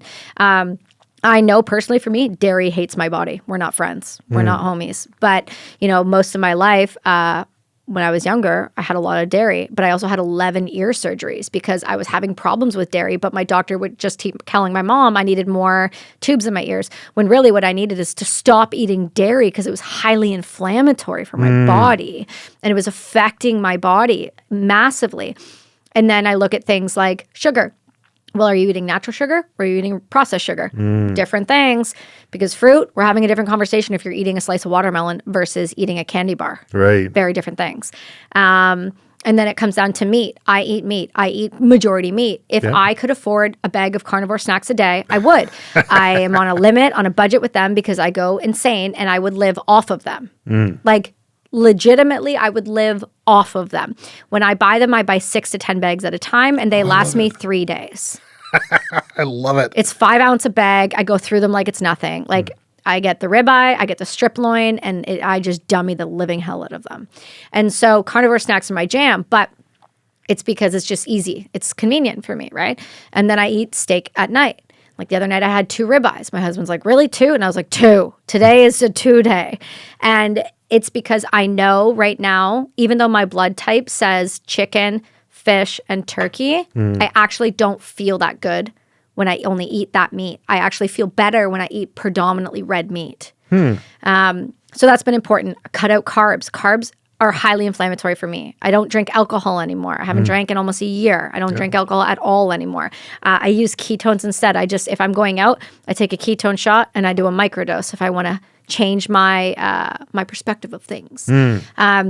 I don't drink. And so that's been huge because the drinking is highly inflammatory, affects my TBI that I'm still always working with, but it affects my body, affects my gut health, which affects my serotonin, which affects my depressive state. And so I go through the gamut and I go, okay, where am I failing? Where could I do better?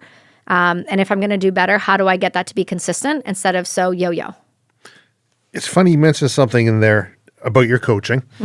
And so a few weeks ago, Doc Carlos guy out of, I think you know him, out of the States there, asked me to give a talk for his master's class. There are a bunch of psychiatrists, I guess, going through a university program there, and somehow heard about me, maybe talk about ADHD or something. Who knows?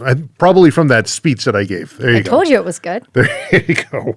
But anyways, asked me to talk with the class, and one of the students, he says, like, what's one of the things that you would recommend, like, that we do? And I says, fill up your book, fill up your contact list with other people in the industry that that have different life experiences, different modalities, different ways of dealing with it. And the second that you realize that you aren't the right fit for that person, point them in the direction of somebody who you trust who is. And that's something that you just said right there. Hey, if I don't know it, if I don't have it, I'm going to point you in the direction I know. And I think that's a sign of, now, I don't think you've gone to university as a psychiatrist, but No.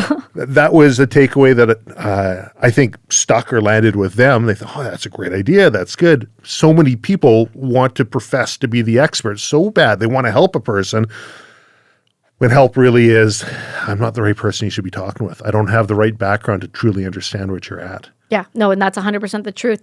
The sooner you can realize that you don't know everything, you're on the path. I love it. Is there anything else we should be talking about? Oh man, a million things. There's a million things we should be talking about. MAID's always a good one that we should always be talking about. That one's getting aggressive. We're learning a lot more. We actually learned that Canada, I've talked about the stats on Piers Morgan before about the uptick, the 10,000, the 13,000. Well, the reality is Canada since 2016 has killed 60,900.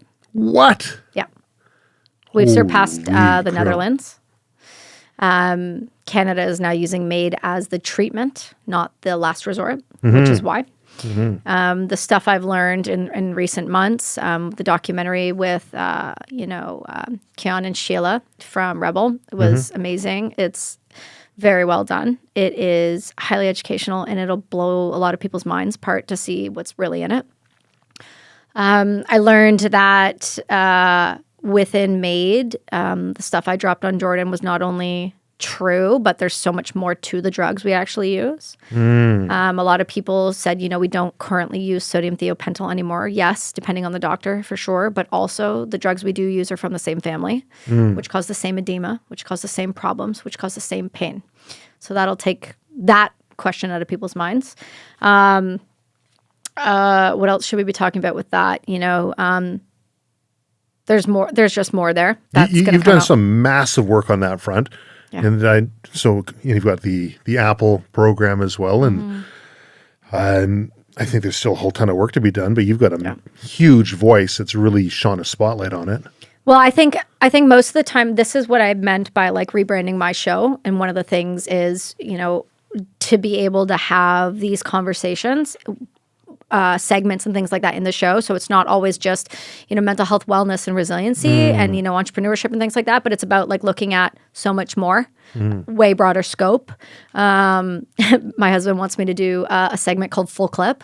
Full clip? Yeah. So you just like unload full of? Let it out. Just let it Mag out. dump. Yeah, exactly. About like something that's on my mind or something that's important. So we're probably going to add that. Okay. I think it takes a village. One thing that somebody did say to me that kind of shocked me a little bit. And, most people in Canada don't know about MAID. They don't want to know about MAID. Or they also think that, but my grandma used MAID. She was peaceful. Yeah, but she was under a paralytic. That's why she looked peaceful, homie.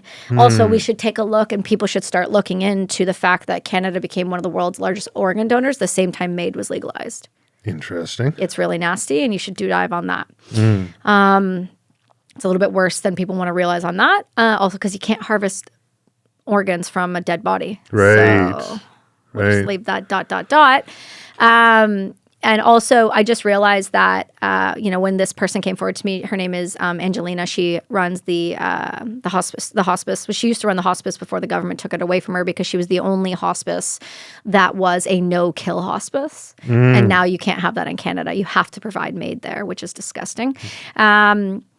What I learned is that she said to me, Kelsi, in 5 years of doing what we've done, that one clip reached more people than we could reach in 5 years. Really? And I realized that when I got out of my car at the premiere of the documentary, and within 3 minutes, people were on me, telling me stories about their family members. It's a wild time we're in for healthcare because Canada doesn't have that anymore. We have death care. And so when people say medical assistance and dying,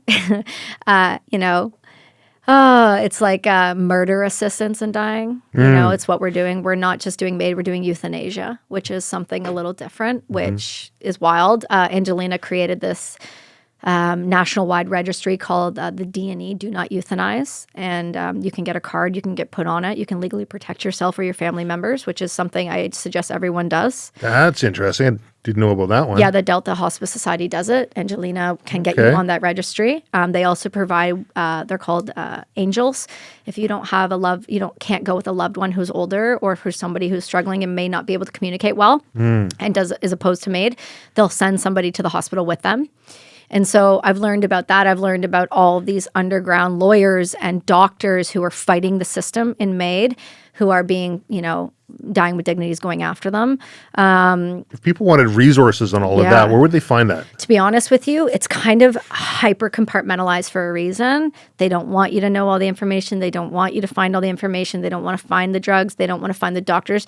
There is a list of doctors in Canada that are doing it. There's a documentary out with a lady named Liz Carr. She's a disabled actress from the UK. The name of the podcast off the top of my head, of the documentary, I can't remember. Alicia, who was on my show on the Brass and Unity podcast, she's in that one as well. Okay. I interviewed with Liz. My part didn't make it. We were talking about something different, but Liz was amazing. I met her. This documentary is amazing. But she actually sat down with one of the death doctors in BC, and it's disturbing to say the very least. She's also one of the highest abortion doctors in Canada, but she's also one of the highest MAID doctors in Canada. And she states with legitimate crazy eyes, I love to kill my patients. It's concerning, hyper concerning. And then, I wish people would open their eyes to it because, the statement to me over and over and over and over again is I was offered MAID, the reason I was going to take it was my grandparent did it and it was peaceful.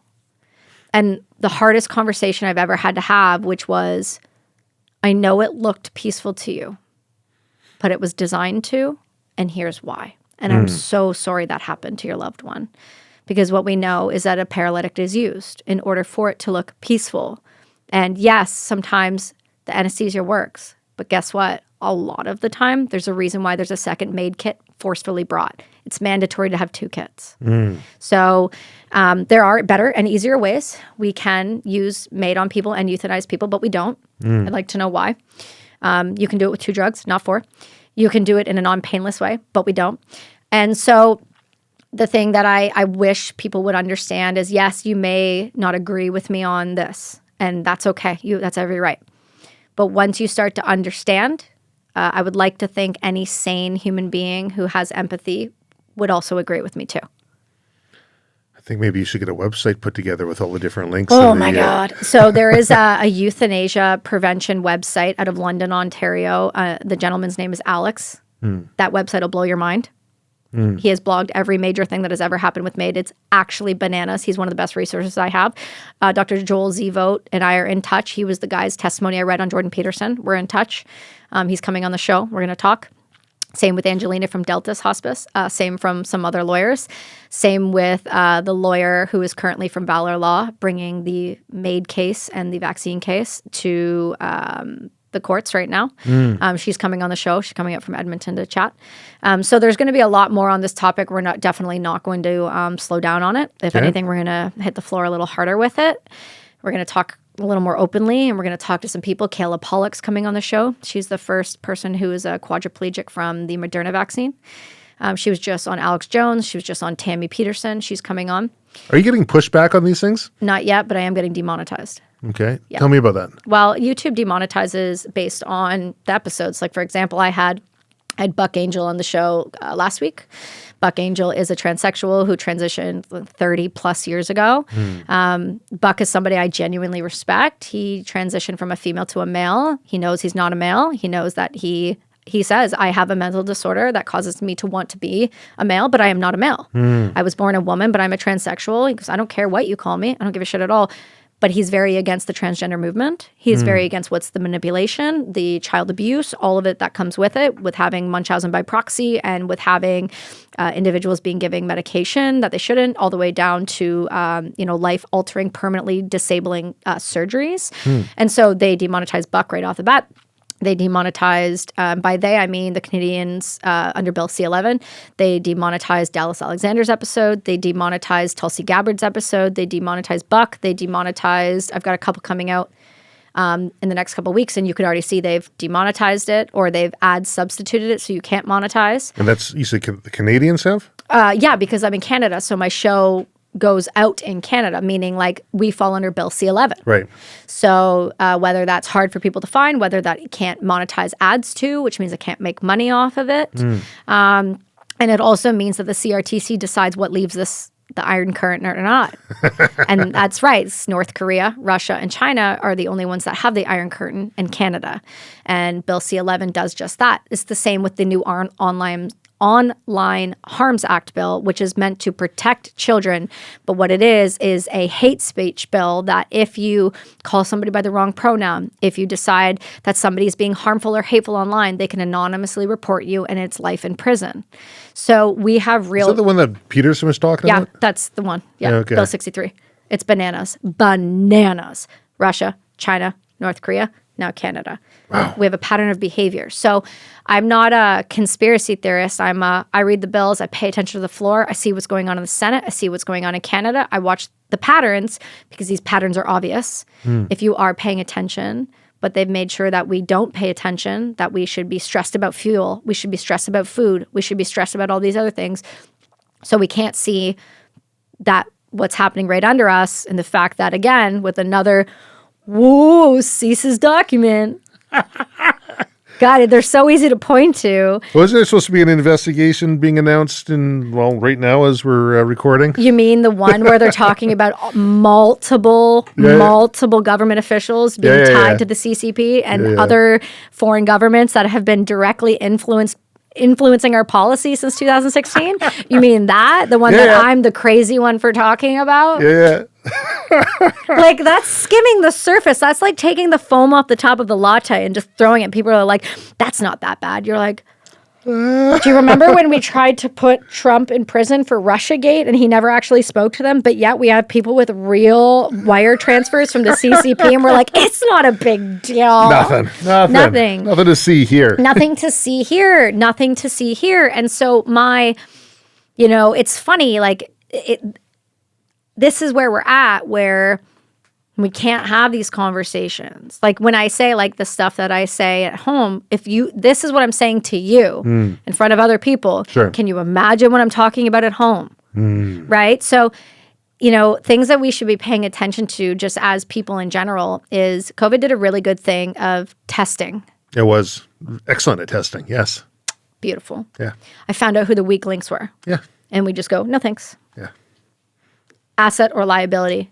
And COVID gave me every answer I needed, all the way up to like, even in recent weeks, like I'm still seeing some of it bleed. And now I'm making final decisions on people. But I love when people show me who they are without me having to try and find out. Well, it showed a decision-making process. Right. It doesn't matter what side of the fence that you're on Absolutely. the whole thing. I can get behind a person's decision, right? Based, for sure. Based on the process that they're moving to get there. But when people will blindly make decisions, absence of fact, in ways that are just, I don't know, kowtowing with with what their neighbor is doing, with what everybody else is doing, because they say this is what we should be doing right now. Right. Yeah, it does. That's a litmus test. It does shine a light on things. I don't care what side they fall on, provided the process they're using is not necessarily one that I agree with, but it's one that follows basic logic. Right. And even just take how people dealt with it. Just speak to this for a second. How the human being responded to an intense stress. Forget the issue of what it was. How the person responded to external stressors. And where was their break point? Yeah. That's more what I care about. Yeah. I don't care. This could have been something completely different. This could have been it couldn't have been COVID. This could have been something completely different. I mean, like a terrorist attack or something wild or something crazy that just set the government off in Canada crazy. I don't care what it was. It's a stress test. And like 90% of you failed. Like bad. Like go back to go and start again, fail. like maybe don't even be on the board because that's not something you can handle. Like when somebody says to me, I have a hard time when you say this to me. And you go, I just asked for a phone number. And they went, no, but this makes me feel some type of way. I go, okay. that's stressing you out, man, I don't have the time. Yeah, as basic coping, and that's Coping skills. right, and that's the natural progression of trying to bubble wrap everything. Absolutely. Who was it that said that if you're willing to trade your liberty for freedom, you deserve neither? Yeah, exactly. But that's the truth. Or liberty for security, you deserve neither? Yeah, and that's that, the hard Jefferson? times create soft men create, it's all these it's all these sayings, it's all the whatever, but the reality is, if I'm not mistaken, the last stat I saw that Canada had like 15,000 deployable soldiers. Do you know how bad that is? It's atrocious. And there's a reason terrible. for it. But there's a reason for it. This is what happens when you put tampons in the men's bathrooms. When you bubble wrap a society, when you protect a mind, when you protect a body, when you don't give people opportunities to fail forward, they learn nothing. They become soft. Soft people become liabilities. Liabilities turn into what you see in 2024. I'm not saying I'm some hard person. I'm not like saying like, oh, fucking Tim Kennedy. Like, I'm not.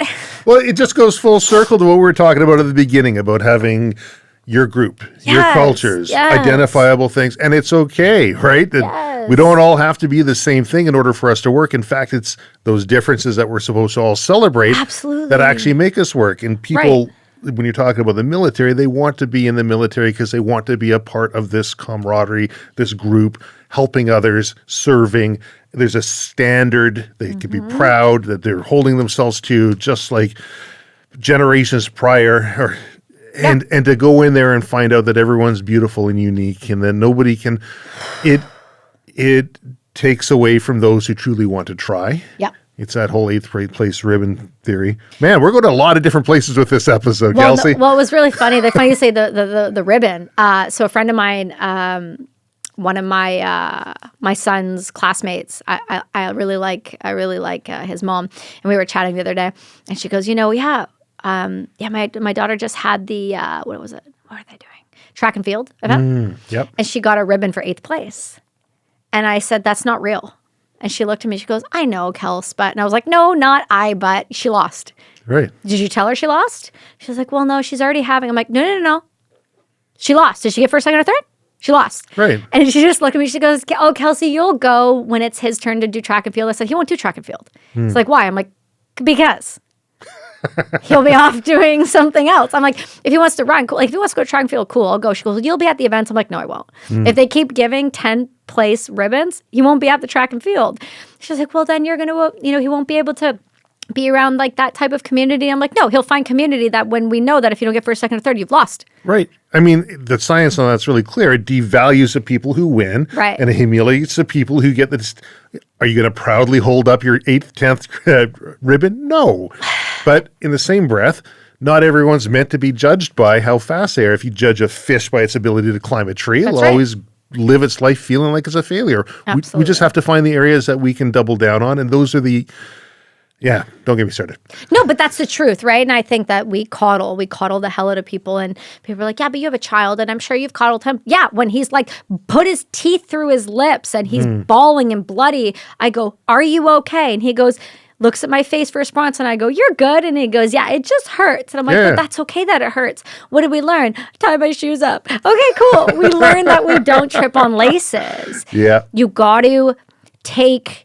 as hard as it is, because they are your little hearts outside of your body walking around in this real world.